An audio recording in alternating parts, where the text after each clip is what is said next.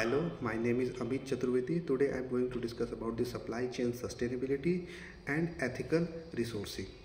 So supply chain sustainability means होता है कि हम अगर किसी डिमांड को फुलफ़िल कर रहे हैं किसी प्रोडक्ट से, किसी रॉ मटेरियल से, अगर वो फुलफ़िल हो रहा है और उसकी सस्टेनेबिलिटी इतनी है कि वो फ्यूचर डिमांड्स को भी फुलफ़िल कर सकता है वो रॉ मटेरियल, तो वो मटेरियल सस्टेनेबल मटेरियल होता है। वो एक सप्लाई चेन सस्टेनेबल मटेरियल कहलाएगा। मीन्स हम अपने डिमांड को, प्रेजेंट डिमांड को फुलफ़िल करने में उस मटेरियल के ख़त्म तो नहीं हो रहा है। अगर वो ख़त्म हो जा रहा है तो सप्लाई चेन सस्टेनेबल नहीं है, वो फ्यूचर डिमांड को फुलफ़िल नहीं कर सकता है। तो वैसा हम लोग प्रोडक्ट को नहीं पकड़ेंगे, वैसे प्रोडक्ट को हम लोग अवॉइड करेंगे, हम लोग सस्टेनेबल मटेरियल की तरफ मूव करेंगे। वो हमारे लिए बेनिफिशियल होगा, हमारे प्रेजेंट और फ्यूचर डिमांड के लिए। एथिकल रिसोर्सिंग के अंदर क्या आता है? एथिकल रिसोर्सिंग के अंदर आता है कि अगर हम कोई कस्टमर सप्लायर से कॉन्ट्रैक्ट कर रहे हैं, कोलैबोरेट कर रहे हैं, बट हमारा जो सप्लायर है वो प्रोडक्ट तो अच्छा दे रहा है, बट अपने जो वहाँ के जो वर्कर है, वहाँ के जो लेबर है, उनकी जो वेज है वो प्रॉपर नहीं दे रहा है। तो ये एक अनएथिकल वे हो गया।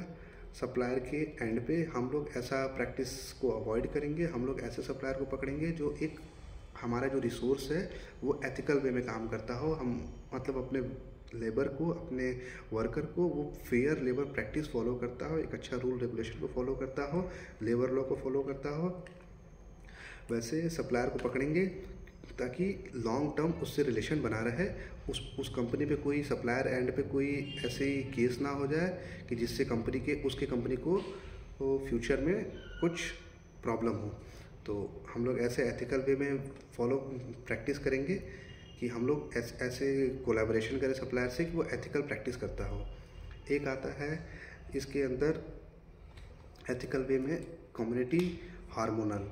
हम लोग जो प्रोडक्ट यूज़ कर रहे हैं उसकी अवेयरनेस करें कि हम ये प्रोडक्ट यूज़ कर रहे हैं, इसकी क्वालिटी रिलायबिलिटी अच्छी है, इसको हम लोग लिमिट ना रखें, इसको हम लोग ग्लोबलाइज करें प्रोडक्ट को।